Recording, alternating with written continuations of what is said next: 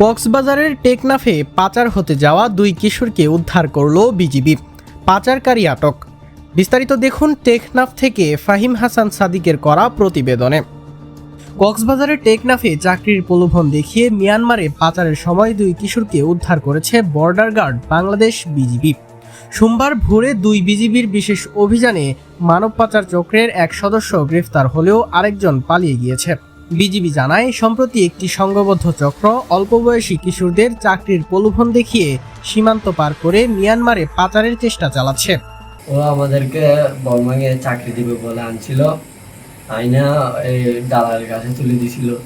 ওখান থেকে উদ্ধার হয়ে আমরা বিজিবির কাছে গিয়ে কে উদ্ধার করছে তোমাদের? বিজিবি। গোপন গোয়েন্দা তথ্যের ভিত্তিতে টেকনাফ ব্যাটালিয়ন অভিযান চালায়। পাচারকারীরা প্রথমে কক্সবাজার থেকে কিশোরদের বড়ইতলিতে আনে এবং বিজিবির তৎপরতা টের পেয়ে কেরান্তলি এলাকায় অবস্থান নেয়।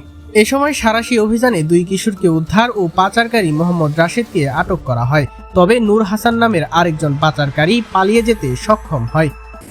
আমরা সিনজিনিয়া এখানে বড়ইতলি আসছি, এখান থেকে ওরা নেমে গেছে।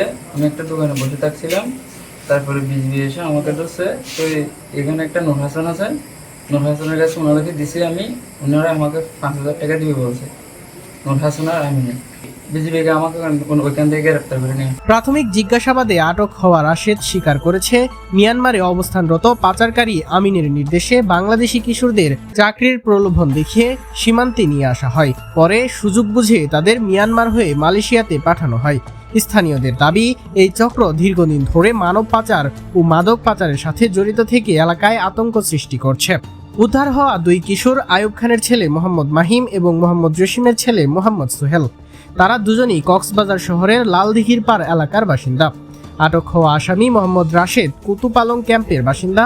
পলাতক নূর হাসানের বাড়ি টেকনাফের বড়ইতলি গ্রামে। বিজিবি জানিয়েছে, আটক পাচারকারীকে প্রচলিত আইনে থানায় হস্তান্তর ও মামলা রুজুর প্রক্রিয়া চলছে। একই সঙ্গে চক্রের অন্যান্য সদস্যদের গ্রেফতার করে আইনের আওতায় আনার জন্য অভিযান অব্যাহত থাকবে। বর্ডার গার্ড বাংলাদেশের দাবি, সীমান্তে মাদক ও মানব পাচার রোধে তারা জিরো টলারেন্স নীতি অনুসরণ করছে এবং জাতীয় নিরাপত্তার স্বার্থে এ ধরনের অভিযান আরও জোরদার করা হবে।